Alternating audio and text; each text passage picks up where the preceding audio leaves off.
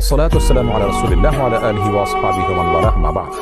সুপ্রিয় দর্শক শ্রোতা ভাই বোন, ইসরায়েলের প্রথম সারির একটি দৈনিক একটি গণমাধ্যম ইসরায়েল টুডে, সেখানে দাজ্জালের আগমন সম্পর্কে একটা তথ্য দেওয়া হয়েছে একটি সাক্ষাৎকারে। সেই তথ্যকে কেন্দ্র করে পৃথিবীর অনেক মানুষের মধ্যে কৌতূহল তৈরি হয়েছে, আলোড়ন সৃষ্টি হয়েছে। সেই সাক্ষাৎকারটা দিয়েছেন একজন ইহুদি ধর্ম পণ্ডিত বা রাব্বি। তিনি সেই সাক্ষাৎকারে দাবি করেছেন যে তাদের ধর্মীয় ব্যক্তিত্ব, সিনিয়র ধর্মীয় ব্যক্তিত্ব একজন রাব্বি, তার সঙ্গে দাজ্জালের সাক্ষাৎ ইতিমধ্যে হয়ে গেছে। তার মানে দাজ্জাল পৃথিবীতে ইতিমধ্যে চলে আসছে এবং এর মাধ্যমে তারা মনে করেন যে দাজ্জালের আগমনের মাধ্যমে তাদের বিস্তার ঘটবে, তাদের প্রভাব পুরো পৃথিবীতে প্রতিষ্ঠিত হবে। কারণ ইহুদি ধর্মমত অনুযায়ী তারা দাজ্জালের আগমনকে ইতিবাচকভাবে দেখে, তারা তাকে ত্রাণকর্তা মনে করে। তারা মনে করে দাজ্জাল আসার পর গোটা পৃথিবী তাদের কর্তব্যরত হবে। ইসলাম আসলে এ ব্যাপারে কি বলে?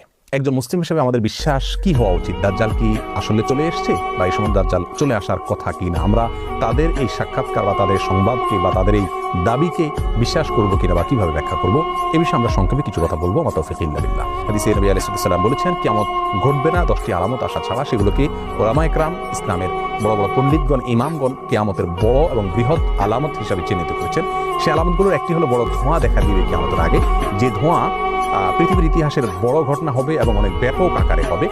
আর দ্বিতীয়ত যে ঘটনাটি ঘটবে তা হলো দাজ্জালের আগমন ঘটবে, এবং আরেকটি আলামত ঘটবে তা হলো দাবতুল আরদ নামক একটা প্রাণীর অলৌকিকভাবে আবির্ভাব ঘটবে এবং সে মানুষের সাথে কথাবার্তা বলবে। চতুর্থত হলো ঈসা আলাইহিস সালামের আগমনের ঘটনাটি ঘটবে, তিনি আসমান থেকে অবতরণ করবেন। 5 নম্বর হলো ইয়াজুজ মাজুজের আবির্ভাব ঘটবে।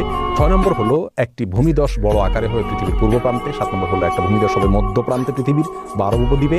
আর 8 নম্বর হলো পৃথিবীর পশ্চিম প্রান্তে আরেকটি বড় ভূমিধস ঘটবে। 9 নম্বর হলো সূর্য প্রথমবারের মতো পৃথিবীর ইতিহাসে পশ্চিম দিক থেকে উদিত হবে পূর্ব দিকের বিপরীতে। আর 10 নম্বর হলো একটি আগুনের আবির্ভাব ঘটবে, যে আগুন মানুষকে ধাওয়া করতে করতে হাসরে একত্রিত করবে। এই বড় 10টি আলামতের ভিতরে আমরা দেখতে পেলাম যে শুরুর দিকে রয়েছে দাজ্জালের আবির্ভাব, তারও আগে দোকান বা ধোঁয়ার ঘটনা ঘটবে। ধোঁয়ার ঘটনা এখনো ঘটেনি পৃথিবীতে, আমরা জানি। তারও আগে ইমাম মাহদির আগমন ঘটবে, সেটিও এখনো পৃথিবীতে ঘটেনি। অতএব একজন মুসলিম হিসেবে আমাদের বিশ্বাস হবে দাজ্জালের আগমন এখনো ঘটেনি, কারণ দাজ্জাল আসার আগে পৃথিবীতে আরো অনেক কিছু ঘটনা ঘটবে যেগুলো এখনো ঘটেনি। এটা হবে একজন মুসলিমের বিশ্বাস। আমরা কোরআন হাদিসের আলোকে দেখতে পেলাম যে দাজ্জালের আবির্ভাব এখনো ঘটেনি। অতএব ইহুদিরা যেটা দাবি করছে সেটা অসত্য এবং বেঠিক। অন্তত এটা নিয়ে আমাদের অস্থিরতার কোনো কারণ। আবির্ভাব কথার কথা হয়ে গেল, তাহলে সেই মুহূর্তে দাজ্জালের যে ফিতনা, দাজ্জালের যে পরীক্ষা, এখানে অনেক মানুষ নিপতিত হয়ে ঈমান হারা হবে।